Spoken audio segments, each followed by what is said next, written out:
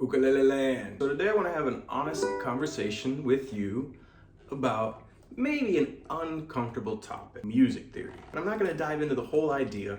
I'm going to dive into kind of the very general premise of how it works. You have three elements: melody, harmony, and rhythm. Rhythm's pretty straightforward.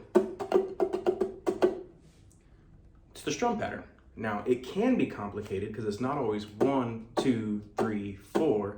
It can be 1, 2, 3, 1, 2, 3, 4, 1, 2, 3, 1, 2, 3, 4. So it can be complicated, but the idea of understanding it is pretty easy. Melody is a little more tricky, but it's basically essentially the part you sing.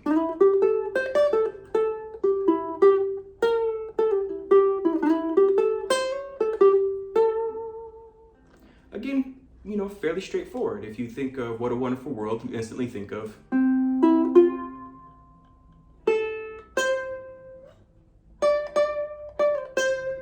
you can already hear Louis. I see clouds of green, red roses too. That's the melody. The one that's kind of maybe the more complicated is harmony. So let's take a look at that. If you like what we do, new ukulele every Wednesday and Saturday. We also do guitar on Monday. Enroll tabs for tutorials by becoming a Patreon. You'll see a link up in the notes. Harmony is essentially, in a word, a chord. Really technically is how these notes are interacting with your melody. So let's do this in the key of C. First thing we should figure out is how to harmonize our scale. I'm not gonna go to the exact skip a note, play a note, skip a note, but if you wanna see exactly how to turn a scale into chords, I'll link up in the notes or the description if you want. Let's just look at the chords in the scale. We got a C, 2 chords of D minor, 3 chords in E minor, 4 chords in F, 5 chords of G, followed by an A minor as the 6th chord. Then your 7th chord, which we use less, is the B diminished. The scale in the key of C is C, D, E, F, G, A, B, C. Now, if we compare those notes with those chords, you're gonna notice something right away. Every one of those notes has a chord. There's 7 notes and 7 chords. And that's not a coincidence because our chords, our scale, is the foundation for what our chords work. So how does the melody and the chord correspond?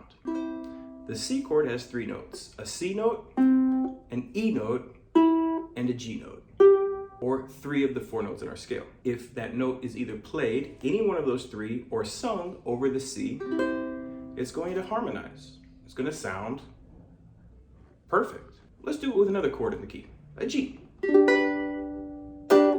A G chord has a G, a B, and a D. Again, 3 notes of our scale.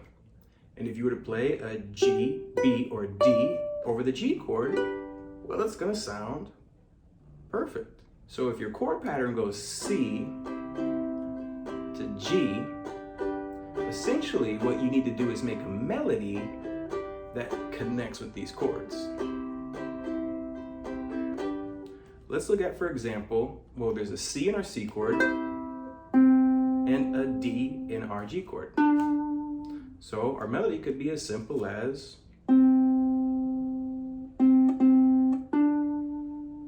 one, 3, 4, 1, 1, 2, 3, 4, 1, 2, 3, 4, 1, 2, 3, 4, 1, 2, 3, 4.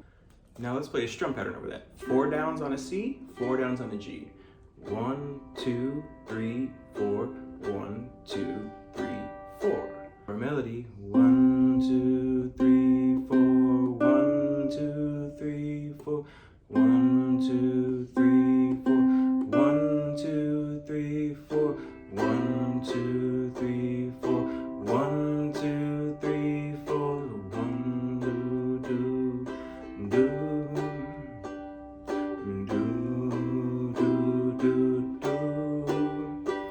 That melody and the chords fit together perfectly. So a lot of times melodies will be navigating from one chord in the chord progression to the next, to the next, to the next. That's important for you to understand music. That's important for you to compose music. That's important for you to play music. That's important for you to sing music. And that's important for you to know how to solo. If a friend was playing a C and a G and I were soloing,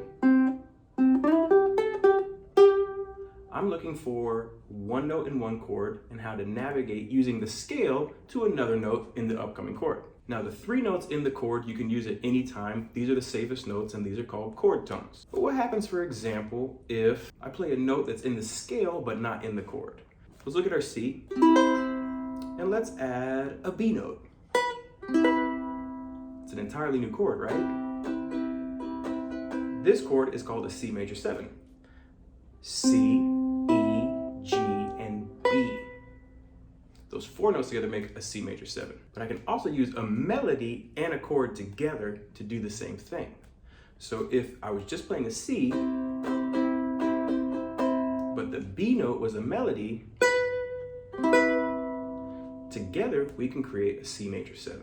Now there's all types of chords. Anytime you take a C chord with 3 notes in our scale, there's 4 notes that aren't in the scale. If we add a D, we get a C, add 9.